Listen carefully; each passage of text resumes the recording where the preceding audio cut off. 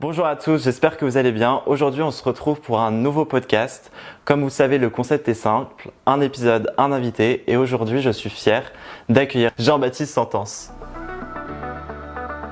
Salut Jean-Baptiste. Salut. Jean-Baptiste, pour ceux qui ne te connaissent pas, est-ce que tu peux te présenter en quelques phrases, quelques mots, qu'est-ce que tu fais aujourd'hui?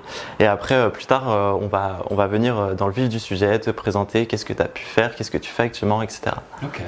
Moi, je suis ravi d'être là. Alors, je suis Jean-Baptiste Sentence, coiffeur artiste, ambassadeur de la haute coiffure française.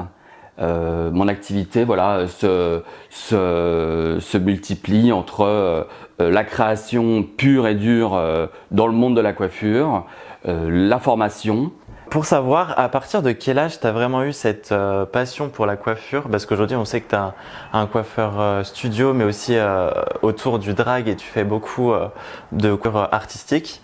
Mais comment cette passion pour la coiffure est-elle née? À partir de quel âge vraiment tu t'es dit c'est ce que je veux faire? En fait, ça a toujours été un peu en moi. J'ai toujours passé la main dans les cheveux, j'ai toujours coiffé.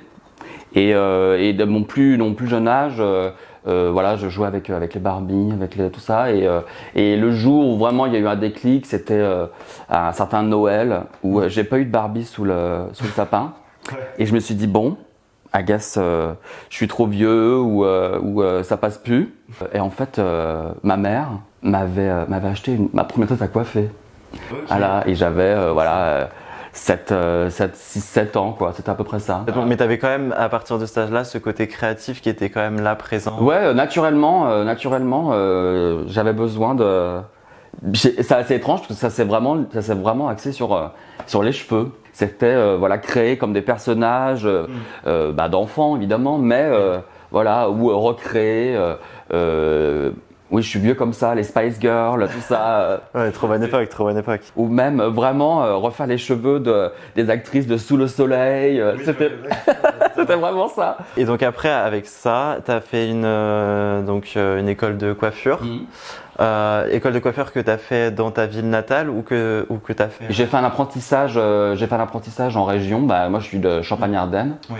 Et en fait, j'ai fait mon apprentissage là. En fait, dans plus ou moins le salon de coiffure dans lequel ma mère allait se faire coiffer, et puis voilà, bouche à oreille, et j'ai été pris dans le salon de coiffure, et en fait ce coiffeur était très passionné aussi, et m'avait déjà introduit à vachement de segments du métier, la compétition, Alexandre de Paris avec des boucs, avec tout ça, et en fait je me faisais couper les cheveux et je regardais tout ce qui me On peut quand même plonger dans cet univers direct, et c'était exactement ce que je rêvais. Moi, je rêvais de paillettes, et je rêvais de mode, et je rêvais de tout ça. Je rêvais, de la Fashion Week, Fashion TV, ça existait pas à l'époque.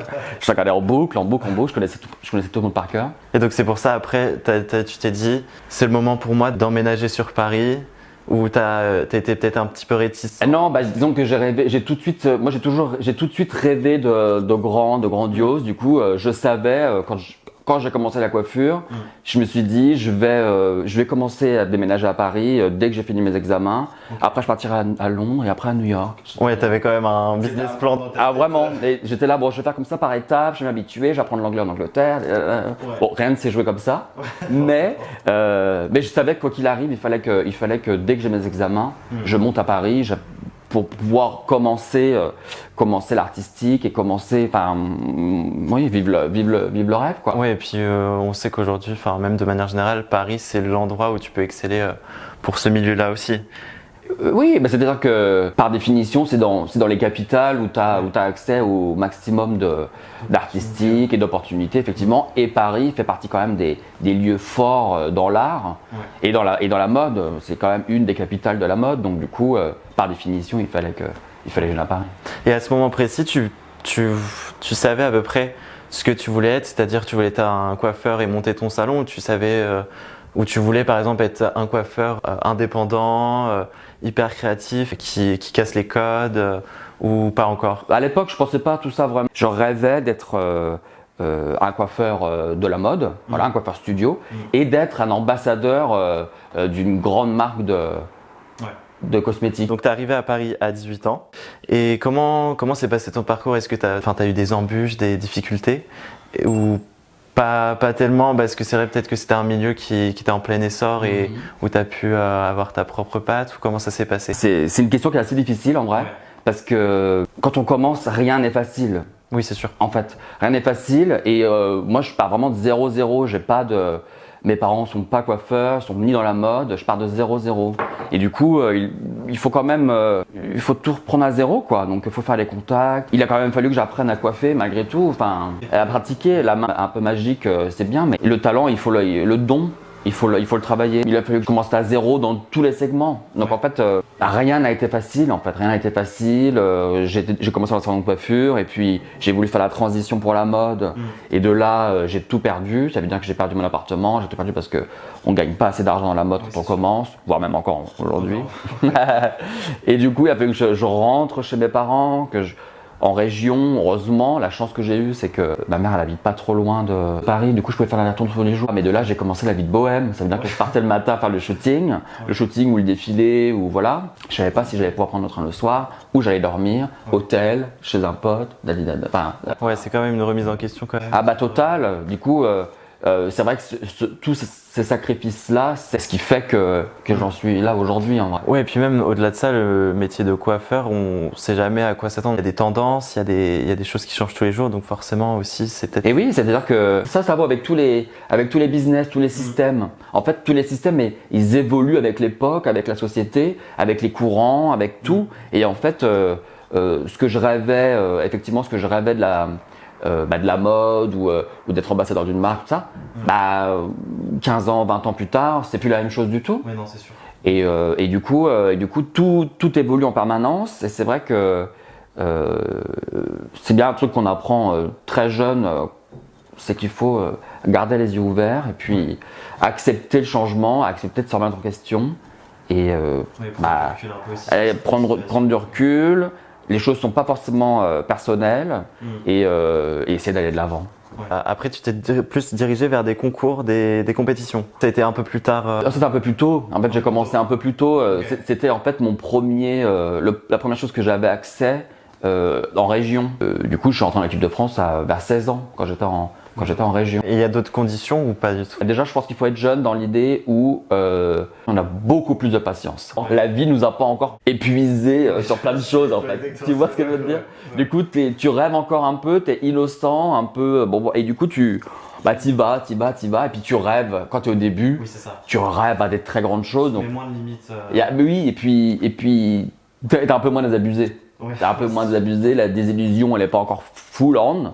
Du coup, tu rêves à des grandes choses et tu te dis allez, on y va quoi. Et ce qu'il faut pour être un bon compétiteur, c'est passionnant comme sujet parce que moi je suis pas un bon compétiteur par exemple. Ah ouais, t'es plus. Moi je suis un créateur et je suis pas un bon compétiteur parce que j'ai pas le mental assez fort en fait. Oui, c'est vrai que tout le monde ne peut pas forcément l'avoir et pour autant être un très bon coiffeur. Exactement. Ouais. J'aime la coiffure et en même temps I hate her. Vraiment. Si tu avais un message à véhiculer de ces compétitions, qu'est-ce que tu pourrais dire aujourd'hui sur Il n'y a pas que un message. Ouais, je me doute. Non, vraiment. Tu as participé à plein de compétitions. Ah bah oui, j'ai fait le tour du monde avec la compétition, champion d'Europe, champion du monde, tout ça. Bon. Ouais. Et en fait, il y a plein de segments qui sont ultra enrichissants. Ça explique aussi un peu la vie et aussi un peu la sélection naturelle. Voilà, ça explique un peu ça. Bon. Après, techniquement parlant, ça t'apprend à coiffer véritablement. Ça veut dire que tous les gestes de coiffure qu'on apprend, qu'on perfectionne, qu'on maîtrise au fur et à mesure des entraînements et des échanges avec les collègues, ça t'apprend des choses que tu n'apprendrais jamais en école ni en salon de coiffure. Voilà déjà. Ensuite, ça t'apprend à travailler avec le temps. Ouais. Et ça, c'est super important parce que le temps, c'est universel et ce sera pour toute ta vie. Et donc en fait, quand il faut faire une coiffure en 20 minutes, tu te rends compte qu'en fait, le temps, tu peux vraiment jouer avec et tu sais quand même en 30 secondes, tu as encore le temps de faire vachement de trucs en 30 secondes. Ouais. Et donc aussi tu as touché au monde de la mode, donc vraiment plus au monde de la fashion, qui est un monde quand même créatif, mais un peu plus différent parce que comme tu l'as dit précédemment, il y a un certain nombre de règles à respecter. Qu'est-ce que tu as fait? C'était quoi à peu près tes tâches, etc. Est-ce que tu as travaillé pour une maison? qu'est-ce que tu as fait, tout simplement? J'ai commencé le salon de coiffure dans lequel je travaillais à Paris, faisait des shootings. Le directeur artistique était photographe et du coup il faisait aussi des photos. Donc j'ai commencé à toucher un peu le monde de l'image à ce moment-là. Et puis de là j'ai rencontré une maquilleuse qui m'a fait rentrer sur un shooting. J'ai fait une cover de magazine, tout ça. Voilà, j'ai commencé au fur et à mesure à faire comme ça. Et puis j'ai construit un petit book avec des images en fait de coiffure, véritablement c'était pas tellement d'images de mode. Et j'ai contacté les agences de Paris parce qu'il fallait, c'était encore vachement un truc à l'époque d'avoir un agent. Et du coup j'ai contacté les agences et une petite agence m'a pris. Et du coup petite agence parisienne. Et j'ai commencé à faire en fait mes premiers défilés grâce à lui. Voilà. Il me faisait rentrer dans l'équipe de Luigi à l'époque. Il est devenu photographe aujourd'hui, mais Luigi Morenu. Et l'équipe italienne, très dure. Très dur. Ouais, c'était un autre monde. C'était un autre monde parce que moi j'arrivais de la compétition, j'arrivais du salon de coiffure. En même temps, c'était mon rêve absolu de rentrer dans la mode. Et du coup, j'arrive, j'oublierai jamais mon premier défilé. C'était Rick Owens à Bercy, en dessous, dans l'espèce de grande halle en dessous là. Il était 5h du matin. J'arrive et puis moi j'arrive, voilà, toute fraîche de la compétition, le machin et tout. Et je suis là, ouais, ok. Bon alors les modèles, qu'est-ce que je fais, Puis tu te rends compte qu'en fait. Pas du tout. Pas du tout.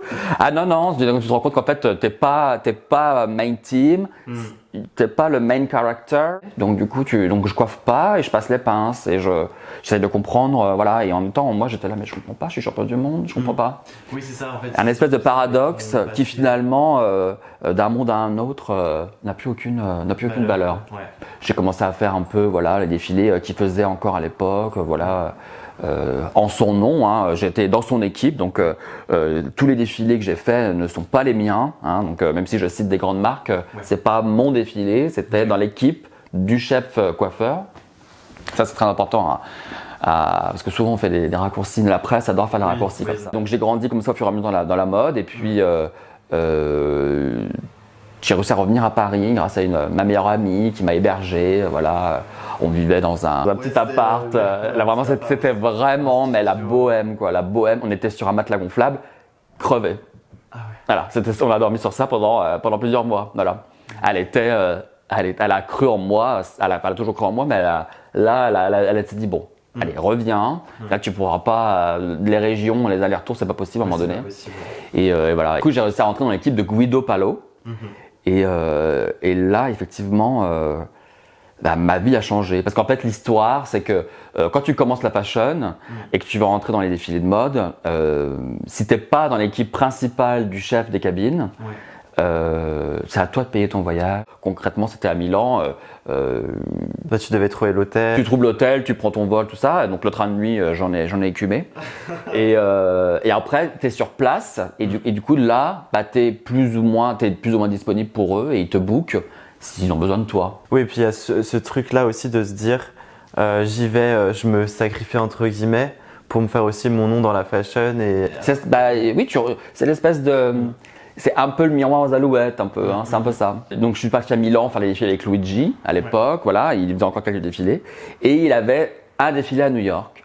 Et j'étais là, je vais payer mon voyage et puis je vais aller à New York. Ça commence à bien se passer avec Luigi. Bon, peut-être que 2 semaines avant, Luigi perd son show.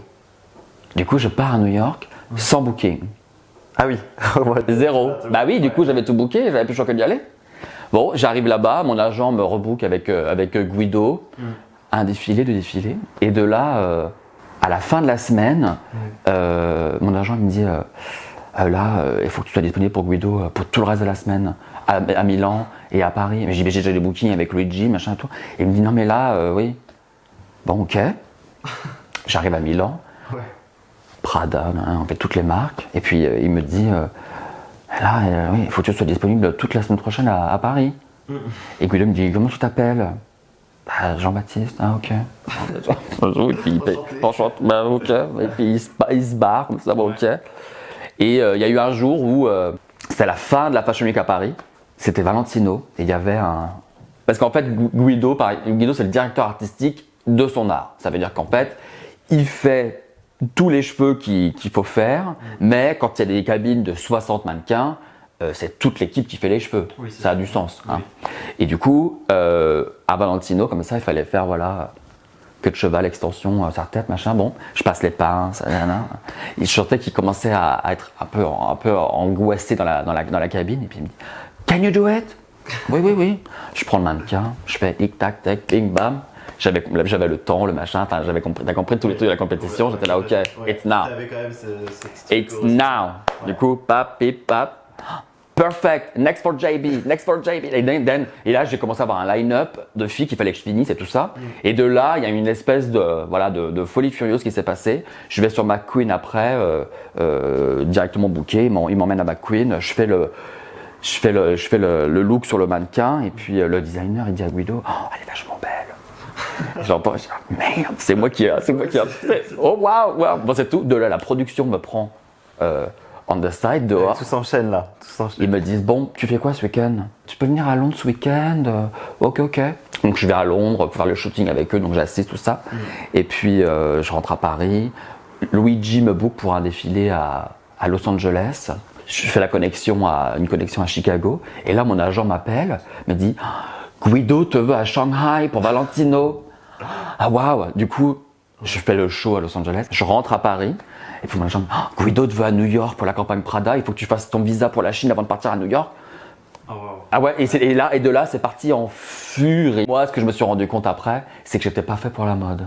Je suis passionné de mode, je connais tous les designers, les collections, les mannequins, j'aime trop l'artistique de la mode, mais je suis pas fait pour ce monde. T'es pas fait, ouais. Non. Oui, ça dépend complètement après. Et ça t'a pas frustré de justement te dire que le petit toi, quand t'es arrivé à Paris, voulait faire ça et justement… Ah bah c'est dur, c'est dur parce que finalement il m'a fallu du temps avant de comprendre que c'était pas fait pour moi, que ça me rendait malade et d'accepter le fait qu'il va falloir penser à autrement. Autrement et à autre chose, voilà. Et il m'a fallu très longtemps avant de comprendre et ça on peut parler à tout le monde de ça parce que c'est qu'est-ce qu'on vend dans la mode? Textuellement, ça sert à quoi la mode? Qu'est-ce qu'on vend? Je pourrais dire plein de choses mais… Non, il y a une chose, on vend une chose. Le vêtement. Et voilà. Donc en fait, quand tu as compris que en fait, la mode était faite pour vendre des vêtements, le coiffeur, il n'a pas du tout d'impact dans tout ça finalement. Il rajoute une plus-value, si tu veux, au style, mais ce sera jamais toi qui sera en haut de l'affiche. Mais il m'a fallu 10 ans avant de comprendre.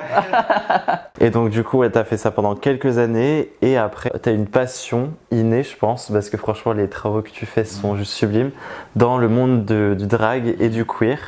Et c'est avec ça, tu as eu quand même peut-être un tremplin, une transition. Comment c'est passé? En fait, ce qui s'est passé, c'est avec les réseaux sociaux. Un jour, j'avais envie d'expérimenter d'artistique chez moi, juste expérimenter des choses. Et j'ai fait une photo. Et en fait, là, j'ai eu direct 1000 likes, 200 followers en plus dans la nuit. Et je me suis dit, ah mais en fait, mon artistique, il est plutôt valide en fait. Parce qu'en fait, dans la mode, ce qu'il faut comprendre, c'est comme on vend du vêtement, on n'a pas la voix, si tu veux. Et en fait, tu peux avoir toutes les meilleures idées du monde, stylistiquement parlant, matière cheveux. Si le styliste, le photographe ou le client il a décidé que c'était pas ça qu'il voulait, oui, tu as des directives. Voilà. Bon. Tu vois. Du coup, voilà, cette frustration, j'étais là, mais à un moment donné, t'avais besoin de j'avais besoin de. En fait, j'ai toujours eu besoin de reconnaissance et de succès, si tu veux. Et du coup, j'étais là, mais c'est pas palpable, j'ai pas la main. Je peux pas. En tout cas, ma force à moi, c'est mon artistique. J'étais là, mais en fait, je peux pas l'utiliser. En fait, mon seul outil. Il n'est pas, c'est une espèce d'anguille comme ça. Et je peux pas, j'arrive pas. Et de là, où j'ai récupéré toute la liberté avec les réseaux sociaux, où je crée les looks, je suis entièrement libre et du coup, la force de mon artistique et de ma proposition peut vraiment débloquer des choses si tu veux. Ma vision peut vraiment inspirer des gens, motiver des projets et du coup, bah ça. Là, je sens que ma force de frappe, elle est concrète, tu vois. Et du coup, voilà, j'ai continué à m'amuser sur les réseaux sociaux, ça a marché. Et de là, les dragues américaines ont commencé à slide dans mes DM. Ah, tu pourrais pas nous faire les pépés, tout ça. Et du coup, bah, voilà, au fur et à mesure, c'est monté un peu comme ça. Et puis, on me dit, fais pas trop de perruques. Faut pas que tu sois perruquier non plus. Genre, c'était mal vu. Oui, c'est ça, t'as toujours ce côté. Ah, il y a toujours, voilà. Ouais, t'as le camp, t'as un certain camp et t'as l'autre, et puis faut essayer de trouver un équilibre et tout dans tout ça. Elle dit fais pas trop de perruques. Ouais. Et c'est vrai que dans la mode, je faisais beaucoup de perruques pour les éditos. Et en fait, je me retrouvais où je payais tous les cheveux. Ah oui, je payais tous les cheveux parce que sous le sirocco que tu fais un Vogue ou même ce qui est terrible, c'est que même les plus petits magazines, ils utilisent ce concept disant que c'est une publication de visibilité. Du coup, ils peuvent avoir tous les cheveux qu'ils veulent. Et en fait, à un moment donné, c'est pas rentable à un moment donné. Hein. Ah bah, non, c'est sûr. Surtout qu'en plus, je me spécialisais dans la perruque. Du coup, bah, ils nous vendaient des perruques en permanence. Et du coup, tu dépenses 1000 balles pour faire un shooting et t'as même pas la photo. Ouais, ça fait mal. Ah, mais c'est inutile. Est-ce que tu te souviens qui était ta première cliente ou pas du tout? Ma première cliente, je crois que la première qui a vraiment acheté, La première fois, t'as dit oui. la première fois j'ai dit oui, Ouais. c'était, je crois que c'était Naomi Smalls à l'époque, Ok, ouais. une drague, voilà. Et puis après j'ai eu mes grandes années avec Violet Chachki, elle a gagné la saison 7, je crois, si je m'abuse, de Drag Race Amérique. Et du coup, c'était la nouvelle ère, c'était des drag queens jeunes, modèle-like, comme ça. Et ça m'inspirait, ça m'avait transcendé parce que j'étais là, mais ça me représente, ça me ressemble vachement. J'étais là, puis ça n'existait pas tellement le côté queer comme ça n'existait pas en Europe, en France. Et c'était en plus plutôt mal vu de vouloir faire du drag, tout ça. J'étais là, c'était antinomique total, même avec la communauté LGBT, en tout cas gay à l'époque. C'était si tu t'intéresses au drag, voire même si tu veux faire un peu de drag, ou t'étais devenu un. Oui, t'es assimilé directement, t'es mis dans une case. Ah, puis t'étais du coup un paria. Les gens ils ne voulaient pas de toi, c'était trop féminin, c'était trop. Voilà. Oui, alors qu'en soi, c'est de l'art en tant que tel. Oui, mais à l'époque, ça se voyait pas du tout comme ça. Le mouvement queer n'était pas du tout développé. Et du coup, après, le phénomène est arrivé en France. Ouais. Et là, tu as eu aussi un autre gap peut-être en France. En fait, il y a eu le gap en France. Alors oui, mais c'est surtout quand les drags ont commencé, elles, à rejoindre le monde de la mode, à défiler pour des designers, à être invitées au Fashion Week et tout ça. Du coup, Violet, elle venait à Paris ou à Milan et du coup, je la coiffais pour les défilés. Donc en fait, il y avait cette espèce de... Voilà, ça prenait, il y avait tous les mondes qui se mélangeaient comme ça. Et en fait, moi, mes clientes, elles sont américaines. Parce que le business du drag, il est bien plus florissant aux États-Unis c'est sûr. qu'en Europe ou en France, si tu veux. Donc, ça a monté comme ça. Puis après, oui, j'ai travaillé pour Drag Race France. J'ai fait Nicky Doll une paire de saisons. Et puis après, j'ai fait Cookie Canty pour sa saison. Et après, mon plus gros coup dans le drag, ça a été du coup le début de la collaboration avec Gottmik. Oui. Qui est une des meilleures copines de. Notamment en plus au look à carreaux un peu noir et blanc. Justement, j'allais venir. C'est là, ça a été mon plus gros coup. C'est bien qu'en fait, j'ai travaillé pendant à peu près 1 an avec Gottmik et une espèce de fusion s'est créée où j'envoyais les cheveux comme ça. Vraiment, une fusion. Pour moi, c'est passionnant parce que c'est de l'artistique et en même temps, c'est avec ta cliente. Et la cliente, elle est obsesse avec ce que tu fais. Je suis inspiré par elle. Elle est inspirée par moi, et d'un seul coup, quelque chose qui se crée. Ah ouais, et du coup, c'est presque. Ça devient intrinsèque comme relation. Et c'est fascinant. Elle a été bookée pour faire la saison de All Star 9. Ouais, c'est ça. Voilà. Et elle me dit. C'est marrant parce que j'ai une autre de Drag Race qui me demande, elle me dit je pars en summer camp. C'est un peu le mot de code comme ça. Ouais. Summer camp, this summer, ok. Et puis après, je dis, mais wait a minute. Et j'étais là, ok. Ça s'est joué en 24 heures comme ça. J'appelle Gottmik, je dis, Gottmik, tu pars en summer camp cet été? En summer camp, j'adore. Elle me dit, qui t'a appelé? Elle me dit, non, ben. Je dis, on va faire une exclusivité alors. Elle me dit, oui. Ah oui.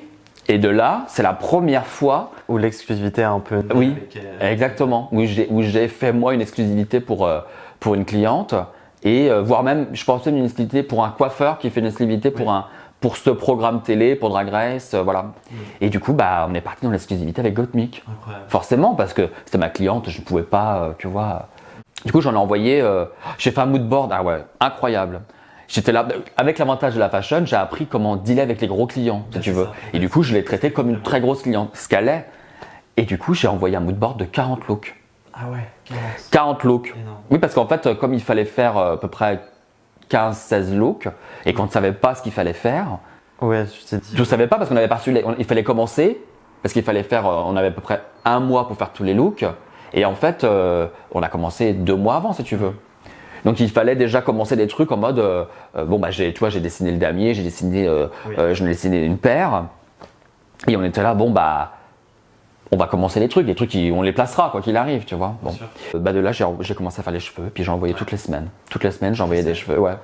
Parce que tu étais quand même à distance. Oui, j'étais à distance. C'est toujours compliqué. Et puis en plus, ce qui est compliqué, c'est que alors on est à distance, mais on a aussi la moitié de la planète entre nous, si tu veux. Ça veut dire qu'on a 12 heures de décalage horaire. C'est ça. Donc ça veut dire que si j'avais pas de réponse en me réveillant le matin d'un truc que je voulais de confirmation, il fallait que j'attende le soir encore, tu vois. Donc c'est encore plus compliqué. En fait, le jour où ils ont annoncé le cast, il y a eu le look de Gottmik qui est sorti, la promo avec les griffes comme ça, noir tribal, le look de plastique qui est sorti. Et donc là, ça a été la vague sur mon Insta. La vague mais folle. Et dans la soirée, ils ont fait le teaser de l'entrée des drag queens, si tu veux, dans la workroom. Et c'est Gottmik qui rentre en premier avec le damier. Du coup, c'était la photo officielle du teaser. Mais oui, c'est vrai que je me souviens, j'avais vu passer moi. J'avais vu passer et du coup, déjà dès là, j'avais du coup les 2 looks de promo plus le damier en une même soirée. Donc, là, ça a été la folie. Mon téléphone, il allait fondre de commentaires mais vraiment. Et là, j'ai été viral. Mais viral. C'est parti en folie furieuse. Folie furieuse, ça veut dire que le lendemain, j'ai eu des appels de magazines W qui voulaient faire j'ai fait des interviews avec les États-Unis, avec la France, tout ça. Viral. Le damier, ça a été une espèce de folie furieuse. Et la dernière petite étoile de cette histoire, c'est que j'ai proposé à Biblon. Il me dit on fait le numéro des Best of 2024 du coup. Je dis ça tombe bien. J'ai mon visuel qui a fait j'ai été viral avec. Il n'y a pas de marque dessus, ça m'appartient qu'à moi. Je suis un artiste français, voilà. Et ils ont décidé de la mettre en couverture. Le Best of 2024, c'était mon look. Et sur une tête blanche. En plus. Et parce que ça, si longtemps je me suis battu avec ça, les gens, pour des magazines, ils voulaient pas de tête blanche. Oui, c'est un modèle de base. Voilà, c'était pas une vraie photo, c'était un truc, ça semblait plus ou moins amateur, ça semblait, voilà. Et là, le tour de force, ça a été ça. Quel est ton processus de création? Comment tu pars d'une idée et comment tu la termines pour un look, par exemple? Qu'est-ce que tu fais comme processus de création? Alors, il y a plusieurs départs, en fait. Il y a plusieurs départs parce que ça dépend pour qui, pourquoi, le temps que j'ai, le budget que j'ai. Il y a tout un voilà. Souvent, malgré tout, ça part d'une intuition. J'ai une intuition, j'ai une vision. Une vision, tu vois, ça c'est un truc que j'ai toujours écouté mon intuition. J'ai toujours eu des visions qui me venaient. Voilà, ça veut dire que je vois les défilés, tout ça, et d'un seul coup je vois les trucs qui sont un peu similaires et je me dis il y a cette tendance qui arrive là, voilà, il y a un truc, tu vois, et ça part d'une vision et d'une envie plus forte que moi que de la concrétiser. Voilà, souvent c'est un peu ça. Après, des fois j'ai des clients qui ont besoin. Là, je suis en train de faire une Paris Hilton par exemple parce qu'il faut. Ma cliente, elle a besoin d'une Paris Hilton. Bon. Du coup, voilà, ça part de ça. Donc, elle m'a trouvé la version qu'elle était plus confortable avec, et du coup, je fais tout pour que ça ressemble au maximum à la version. Et qu'en plus, je rajoute un petit juge pour qu'elle se sente fraîche avec. Donc, tu fais aussi un petit peu des mood boards. Complet. En fait, moi, je suis comme, je vais me comparer à Motia Prada, j'adore. Moi, je suis vachement dans la théorie. J'adore la théorie parce qu'en fait, je ne peux pas créer en live comme ça. Oui, non, c'est sûr, tu as besoin. J'ai besoin de dessiner. Parce que je trouve que quand je dessine, je peux gommer à l'infini et en fait, je perds pas de temps. Et du coup, mon sentiment, ma vision que je peux avoir, parce que c'est un sentiment, une vision, c'est flou, c'est comme un rêve, c'est flou. Et du coup, en dessinant, je règle tous mes problèmes. Parce que l'artistique, ce n'est que de la technique. Est-ce qu'il faut les idées? Et après, il faut les mettre en œuvre. Du coup, ce n'est que de la technique. Et des décisions à prendre en permanence. Tu as ton look, voilà. Et du coup, tu as les matières premières que tu trouves. Et de là, tu es là, bon, est-ce que ça va aller?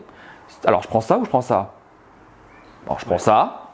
Hop, et tu avances, et tu essayes, ça marche pas, elle dit là, et tu avances. La cliente, tu vas pas lui poser la question parce que la cliente, si tu lui poses 1 million de questions. Ah bah, elle va pas se sentir rassurée. Exactement. Du coup, mais même des fois une question. Hein. Ah oui, c'est vrai. Donc moi par exemple, je n'envoie jamais rien en cours. Jamais. Parce que je sais que l'impact, il sera l'impact que moi je veux donner à la cliente à la fin. Ma vision, je sais qu'elle sera aboutie à la fin. Du coup, si je veux qu'elle gague la cliente et être sûr qu'elle ne remette pas les choses en question, j'en vois qu'à la fin. Voilà. Et la force que j'ai moi, c'est que mes croquis sont exactement les cheveux qui sortent. Exactement. Du coup, la cliente, elle sait que c'est ça. Et de là, j'utilise la technologie de ouf, genre Photoshop, tout pour faire, quand tu fais des trucs symétriques, pour faire des copier-coller inversés, des machins, tu vois, pour que ça soit le plus réaliste possible et le plus… déjà que le dessin il soit beau. Donc actuellement, là, aujourd'hui, t'en es où? T'es un ambassadeur peut-être pour une maison? Du coup, tu es dans la drague, mais est-ce que par exemple tu voudrais faire ça à long terme ou pas? Qu'est-ce qu'aujourd'hui concrètement tu souhaites faire et quelles sont tes ambitions futures? Alors en fait, il y a un truc que j'aimerais mettre assez à plat. C'est que moi, je suis pas perruquier au départ. Je n'ai pas la formation de perruquier. Du coup, je l'utilise la perruque comme une toile blanche sur laquelle je peux travailler pendant des heures et créer mes rêves. Voilà. C'est pas du tout, quand on faisait la fashion, je faisais sur les mannequins, sur les gens, les cheveux. Là. J'ai pas du tout, j'ai pas de fascination pour les perruques du tout. C'est juste un outil que j'utilise comme un peintre utiliserait un pinceau ou une toile blanche. Voilà, ça part de ça. Du coup, aujourd'hui, j'ai l'impression que le monde du drag perd un peu de sa hype et le business florissant de la perruquerie dans le monde du drag est de plus en plus mis à mal avec des nouvelles générations, des gens qui font moins cher et presque aussi bien et qui du coup t'abîment un peu le business. Encore ce matin, j'ai été tagué sur une publication d'un look qui a été fait en Thaïlande, d'un coiffeur qui a refait le look. Il a fait le même exact et aussi bien que moi. Et du coup, je suis sûr qu'il va le vendre moins cher que ce que je n'ai pu le vendre. Oui, t'as tout ce que et du coup, tout ça finalement, de toute façon, c'est des cycles tout ça. Hein, tu vois, tu commences en bas, c'est le top. Je pense que j'ai été au top avec Gottmik pendant le All Star. Puis là, et puis c'est une espèce de. Puis moi, j'ai envie d'autre chose. J'ai envie d'utiliser la plateforme drag que je peux utiliser parce que ce qui est génial dans le drag, c'est que je suis obligé de pousser les limites de la créativité à chaque look. Oui, c'est ça. Parce que la cliente, elle veut le truc le plus exceptionnel, le plus nouveau, le plus avant-gardiste, parce qu'elles veulent toutes être les numéros 1. Du coup, c'est quelque chose qui, ça c'est bien parce que ça me permet de… Ça te stimule, ça te challenge, ça me nourrit, ça, tu vois, je gagne ma vie avec ça, hein, donc avec mon artistique. Et maintenant, les clientes, elles viennent me voir pour ce que je fais. Donc elles veulent mon expertise, elles veulent tout ça maintenant. Donc ça, c'est extraordinaire. Je pense que je vais garder mes clientes comme on garde nos clients, en règle générale. Mais en fait, je me rends compte aussi que mon artistique drague, en tout cas mon artistique cheveux, il rentre un peu moins dans les codes drague aussi. Ça devient d'un seul coup plus pointu pour le monde de la coiffure. Tu vois, ça dirige plus vers là finalement. Et du coup, je pense que ça se dirige plus vers l'éducation, la scène, c'est plus l'artistique pur pour les coiffeurs. Oui, je vois complètement. C'est plus vers là que je vais. J'ai l'impression que les coiffeurs, ils comprennent. Je me rends compte que ma tribe, c'est le monde queer, les dragues et tout ça, mais surtout les coiffeurs. Ouais. Parce que je vois bien que c'est ceux à qui ça touche le plus. C'est vrai. Vraiment. Ouais. Du coup, je me dirige vers ça. J'ai envie d'utiliser la plateforme drag que je peux utiliser parce que ce qui est génial dans le drag, c'est que je suis obligé de pousser les limites de la créativité à chaque look. Oui, c'est ça. Parce que la cliente, elle veut le truc le plus exceptionnel, le plus nouveau, le plus avant-gardiste, parce qu'elles veulent toutes être les numéros 1. Du coup, c'est quelque chose qui, voilà, ça c'est bien parce que ça me permet de, Ça te stimule, ça te challenge. ça me challenge, ça me nourrit, ça, tu vois, ça, je gagne ma vie avec ça, hein, donc avec mon artistique. Et maintenant, les clientes, elles viennent me voir pour ce que je fais. Donc elles veulent mon expertise, elles veulent tout ça maintenant. Donc ça, c'est extraordinaire. Après, bon, Oui, tu sens que c'est plus une passerelle que. oui, je sens je pense que je vais garder mes clientes comme on garde nos clients, voilà, en règle générale, mais et puis mon article est devenu, c'est comme devenu assez.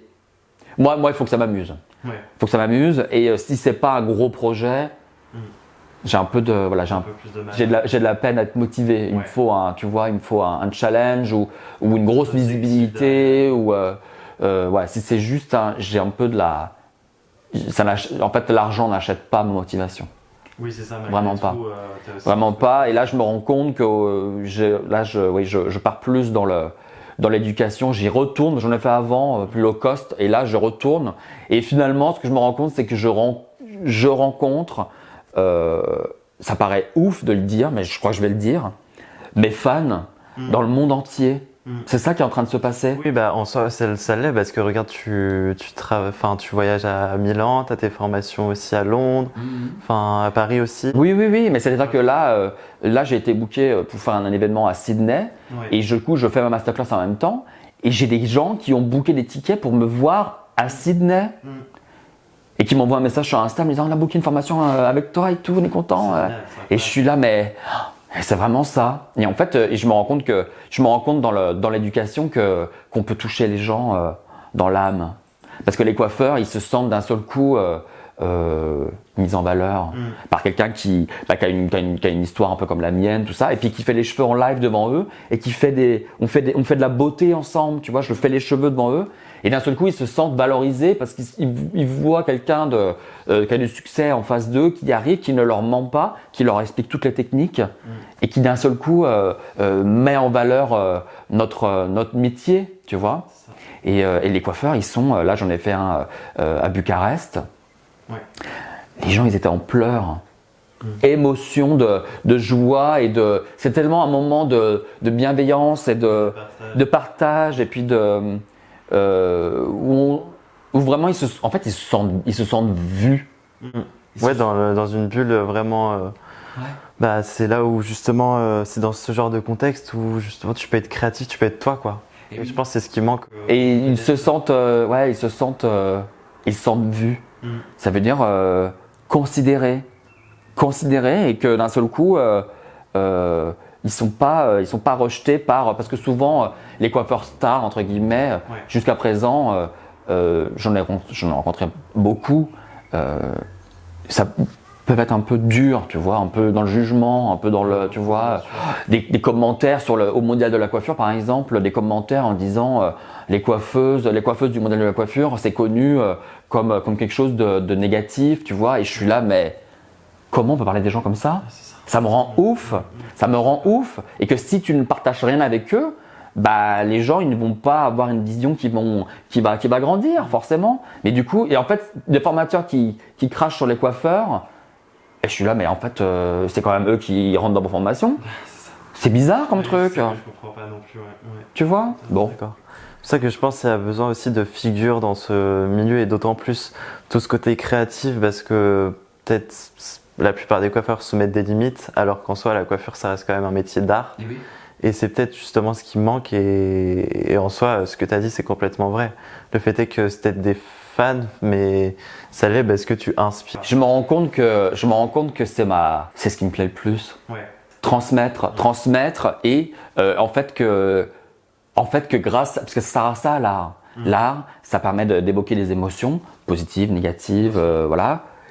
Et moi, je sais que mon artistique, il se veut plus ou moins digeste entre guillemets. Tu vois, c'est toujours entre guillemets assez, c'est élégant, tu vois, c'est pas trash, il y a pas tellement de messages politiques derrière ou ça reste assez, tu vois, accessible à tout le monde. C'est ça que je veux te dire. Moi, je veux que les gens ils se sentent bien et qu'en fait, on soit ensemble en train d'expérimenter de l'art parce que de l'art, c'est c'est de la grâce en fait. C'est quand les gens, on voit de l'art en face de nous, touchés par la grâce en fait. Tu vois, c'est vraiment ça. Ce sentiment comme ça d'être rempli d'un espèce de bien-être, de bienveillance et d'espoir. C'est vraiment, c'est mon but en fait. Parce que moi je le ressens quand je fais les cheveux, je vois des trucs, je fais, ah, c'est magique, il y a de l'espoir dans cette vie, je sais pas, il y a une espèce de, tu vois.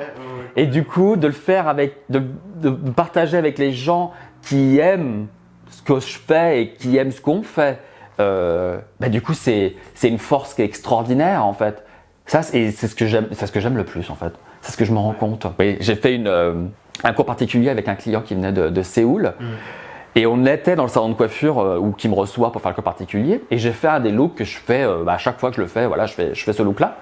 Et là, il s'est passé que j'ai poussé un peu la tête, tous des mécanismes comme ça, dans le miroir, je pousse un peu la tête, je fais le cheveu, voilà, je raconte mon truc, je fais le truc, hop, et je regarde pas tellement, tu vois, mais j'ai le mécanisme comme ça, tu vois. Oui. Je prends mes accessoires, je les pose, et là, je regarde dans le miroir, une vision. C'était une espèce d'apparition, et même le client, on était bouche bée, alors que c'est un look que j'ai déjà fait plein de fois, tout ça. Mais là, la grâce a voulu que la lumière était jolie, c'était blanc autour, la tête était blanche, elle était un peu surélevée. On aurait dit qu'elle était en lévitation, l'angle était parfait dans le miroir et il y avait une beauté, une grâce, une espèce de grâce. Et c'est même pas moi, c'est-à-dire que ça s'est fait comme ça, si tu veux, tu vois. Et c'est ça que je cherche en fait, c'est ce sentiment et de pouvoir le partager avec les gens. C'est-à-dire que maintenant, même sur scène, on aurait tendance à préparer vachement. J'aurais tendance à beaucoup m'entraîner comme j'aurais pu le faire pendant la compétition. Et là, ce que je fais maintenant, c'est que j'essaie de faire des looks qui sont techniques et en même temps qui laissent une grande part pas d'imprévu, mais avec mon équipe, on dit toujours, va pas jusqu'au bout du look, va pas jusqu'au bout, garde-le, parce que là, mon rêve absolu, exactement, mon rêve absolu, c'est ce moment de grâce que je peux avoir en petit comité, c'est de l'avoir sur scène. Ouais. Du coup, maintenant, j'essaie de faire des looks qui sont pas durs à faire, donc je suis pas en PLS, en panique celtique de monter sur scène, de faire le look, tu vois, parce que c'est très dur à faire. Et du coup, j'essaie de garder le style pour que je le fasse et que même moi, je sois et qu'il y ait 400 personnes qui soient surpris en même temps, et que ce soit la première fois que tout le monde le voit. Ouais, c'est ça. Tu vois? Ouais, et je rêve, j'ai vraiment envie de ça. J'ai vraiment envie de ça. Je l'ai eu en Roumanie du coup avec l'Oiseau du Paradis, comme ça que j'ai fait jaune là et je rajoute dessus des petits bidules, tu vois, des accessoires queer, des licornes, des machins, et je l'avais jamais fait. Du coup, j'ai dit, bon, j'étais là, j'expliquais la liberté, on prend les choses, on les transforme, on est libre, je fais le lot du paradis, et puis là, je sors un nouvel accessoire, et puis ça va pas ensemble, et on s'en moque, et on essaye. Et du coup, j'ai mis, et je dis là, et je commence à poser. Tout a pris son sens entre ce que je racontais, la volonté artistique, de la liberté, un peu politique, et d'un seul coup de le faire devant tout le monde et qu'on l'expérimente tous ensemble en live. C'était magique. Et en plus, y a un truc avec l'art, c'est que l'art c'est éphémère, mais ça se passe sur l'instant T. Ça veut dire qu'en fait, tu as l'inspiration d'un look, par exemple, et en fait, il n'est valable qu'au moment où il sort, en fait, au moment où il est fait. Il faut qu'il soit vu maintenant, parce qu'il est temporellement, ça se passe là. Ouais, c'est-à-dire qu'en fait, ça se passe là. Ça veut dire que, par exemple, j'avais fait un look avec un peu de vert dedans et ça allait juste à la suite du clip de Lady Gaga avec Dizzy où elle avait les cheveux verts, tout ça. Et du coup, j'ai rajouté un peu de vert à mon micmac et c'était 2 jours après. Et c'était là que ça se passait. Si je l'avais fait, si c'était sorti 6 mois après, ça ne touchait. C'était différent. C'était plus dans l'époque, c'était plus dans le temps, c'était plus dans le. Tu vois, il y a une espèce de truc temporel comme ça qui est vachement puissant en vrai. Tu vois, c'est comme une chanteuse, elle a la chanson elle est géniale, elle dit il faut la sortir maintenant, c'est maintenant que ça se passe. Si Charli XCX elle avait sorti Brat cet été, c'était trop tard. C'est plus en alignement avec le temps. Le temps, le contexte et l'évolution artistique. Tu vois, il y a ce truc tu vois, là je fais un truc parce que je pense que ça sortira avant. Je suis en train de faire des là, ma nouvelle lubie, c'est le croco. Parce que là, avec, tu vois, les designers qui font du crocodile à fond en ce moment, Kim Kardashian qui a porté du croco, tu vois, je vois le croco, c'est maintenant. Le croco est arrivé, je fais le cheveu, je fais ma première perruque en crocodile dans la semaine, tu vois, et ce sera maintenant. Et les gens vont être là, oh, mais oui, c'est là. Tu vois ce que je veux te dire? Ouais, c'est aussi être à l'affût des prochaines tendances et de. C'est l'instinct. Ouais. C'est l'instinct qui te le dit. Ouais. Qui te le dit et c'est vrai que parce que si tu le fais pas maintenant, il y en a un autre qui va le faire. Et tu as aussi coiffé aussi de nombreuses stars, notamment comme Beyoncé, Nicki Minaj. Et quelle était l'approche? Parce que c'est vrai que c'est pas non plus, c'est des grands noms aujourd'hui. Quelle était l'approche vers elle? Comment ça s'est passé? Simple, hein, Beyoncé, elle a pris son téléphone et puis elle m'a appelé. Directement. Non, je rigole. Elle m'a envoyé un DM. Non, pas du tout. Pas du tout. Non, la vie comme ça. Beyoncé, on était en deuxième lockdown. Du coup, c'était juste avant le deuxième. Et en fait, j'ai un fleuriste de Los Angeles qui m'a envoyé un message. Est-ce que tu peux faire un look? Bon, ok. Et puis, je dis ok, bon. Je dis tu veux quelle couleur, tout ça. Il m'envoie des photos de Beyoncé. Bon, ok. Donc pour moi, ce n'est qu'une rêve à ce moment-là. Hein. Ok. Et puis après, je dis mais c'est pour qui? Elle me dit c'est pour Beyoncé. Ah bon? Tu crois pas quoi? Non, parce et en fait c'est ça qui était assez magique, c'est qu'en fait il voulait faire un cadeau à Beyoncé pour Noël. Donc en fait il a vu mon artistique comme un potentiel cadeau pour Beyoncé. Du coup, j'ai fait. Et le jour où ça a validé, le lendemain, deuxième lockdown. Du coup, toutes les matières premières étaient fermées. Donc, il a fallu que j'achète les cheveux. Je suis allé directement acheter tous les cheveux et j'ai tout acheté. Toutes les couleurs, parce qu'en plus, Beyoncé, elle a 50 000 couleurs dans son blond. Du coup, il a fallu, voilà. Et du coup, je l'ai envoyé et il lui a offert pour Noël. Et elle a tellement aimé qu'elle l'a mis dans sa campagne Ivy Park, la dernière campagne. Et c'est là où elle l'a porté visuellement. Incroyable. Et j'ai fait Nicki Minaj aussi. Nicki Minaj, pareil. Sur son styliste, il m'envoie un message. J'avais plein de projets en cours, c'était l'été. Et j'avais un battement de 15 jours pour le faire. Une semaine, 15 jours, même pas. Et il me dit, on fait la cover de l'album, tout ça. Est-ce que tu pourrais faire un 8-piece, tout ça, tu vois? Et j'étais là, non, je peux pas. Non, j'étais en plein truc, je préparais les Folies Bergères, j'avais des clientes encore en cours, j'étais là, non, mais je vais pas pouvoir, je vais pas pouvoir. Et en plus, je sais que tu fais une célèbre, si 3 jours après ils disent, ah bon, pas la faire bleue plutôt? Ouais, c'est. Ah bon? Et du coup, faut tout recommencer. Ah ouais, chaud. Du coup, j'étais là, je veux pas avoir le temps. Là, ça va être un enfer absolu, potentiellement. Oui, potentiellement, mais il faut toujours s'imaginer. La fashion, oui, c'est vraiment ça. La fashion, c'est ce que ça m'a appris, c'est que les designers ils changent d'idée comme de chemise, tu vois.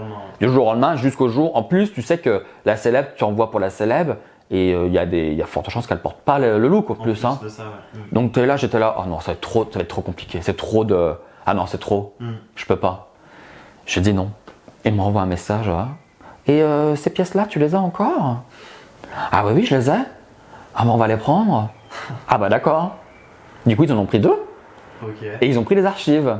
Et comme de fait, le deuxième look, je l'ai jamais vu. Parce qu'en fait, tu sais pas, avant que ça sorte, tu sais pas. Oui. T'envoies, elle a payé le truc, t'envoies, et puis c'est toujours une bouteille à la mer, tu sais jamais, parce qu'elle le met sur la tête, et puis elle dit oh non, j'aime pas du tout, puis ça part à la poubelle, ou c'est sa gamine qui joue avec après, tu vois. C'est vraiment ça, hein. C'est ce level-là de réalité. Vraiment. Du coup, que ça se retrouve sur la campagne, sur la pochette de l'album, c'était assez invraisemblable. C'est lunaire en fait. Ouais. C'est même plus ça, c'est lunaire. Ça paraît tellement loin, tellement. C'est pas mon quotidien, c'est pas. Tu vois, je suis pas millionnaire, je roule pas sur l'or, je vis humblement si tu veux.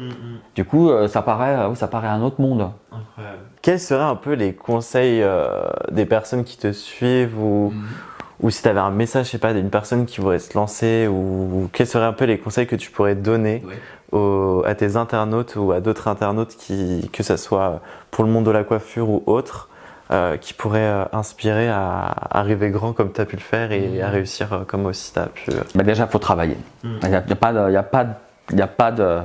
Faut travailler et il y a que ça. Et ça veut dire qu'il faut prendre une tête et puis t'essayes quelque chose. Il faut commencer quelque chose. Peu importe, quelque chose. Le plus dur, en fait, dans tout ça, le plus dur, c'est de se lancer. C'est de faire le premier pas, d'ouvrir la porte, de prendre le train, le premier pas, tu vois. C'est d'essayer de pas écouter toutes ces voix. Ouais, la peur et travailler et faire quelque chose, n'importe quoi. Parce que de n'importe quoi, il y a toujours quelque chose qui en ressort. Une leçon apprise, une technique débloquée, un contact qui sera impressionné ou intéressé. Il y a toujours quelque chose qui démarre. Mais si tu ne montres pas ce que tu fais, ce que tu as dans la tête, voilà. Et aussi apprendre. Ça veut dire qu'il faut apprendre. Si tu as les idées mais tu n'as pas la technique, tu peux pas. C'est compliqué. Donc en fait, essayer de travailler l'artistique et développer dans la discipline et aussi la curiosité. La curiosité la technique. C'est-à-dire qu'il faut la curiosité, il faut essayer de rester ouvert, vraiment rester ouvert à tous les. À partir du moment où tu dis ça, j'aime pas, you're out. Ouais. Ça, il y a un vrai truc comme ça. Moi, j'essaye toujours de faire très attention à pas avoir un avis trop tranché sur des démarches artistiques. Parce que si t'aimes pas, il y a un truc que si t'aimes pas, t'es out et tu veux pas quitter le train. Jamais. Du coup, t'es obligé, il faut essayer de garder une certaine légèreté, une ouverture d'esprit tout au long de ta carrière. Parce qu'un jour, tu seras super cool avec un certain design ou voilà. Et puis après, il y en a un autre qui arrive et qui va faire autrement. Ce sera plus cool. Parce que c'est forcément plus cool. L'histoire d'après est toujours plus cool. Et ça, c'est comme j'ai l'exemple concret. Tu avais les supermodèles à l'époque. Tu avais Naomi, Cindy, Christy, tout ça. Et après, le grunge est arrivé. Kate Moss est arrivée, plus petite, un peu plus alienesque, comme ça. Et les filles, au départ, elles ont un peu fighté. Oui. Et puis après, elles se sont dit, bon, ça, c'est la nouvelle ère. Donc, on va la mettre sous notre aile. Ouais. On va faire copine avec elle. Et on va suivre le mouvement. On va se couper les cheveux. On va faire comme elle. Et du coup, elles ont réussi à rester un peu dans la vibe parce qu'elles ont été ouvertes à la nouveauté. Vraiment. Vraiment, ce qui est demain, c'est ce qui est de mieux. Merci à tous d'avoir écouté ce podcast, c'est déjà la fin. Je voulais aussi remercier Jean-Baptiste Sentence. Si vous avez envie de voir toutes ces créations directement sur Instagram, c'est jeanbaptiste.sentence. Et aussi n'hésitez pas à vous abonner à mon magazine iconique disponible également sur Instagram. Et moi je vous dis à très vite dans le prochain épisode.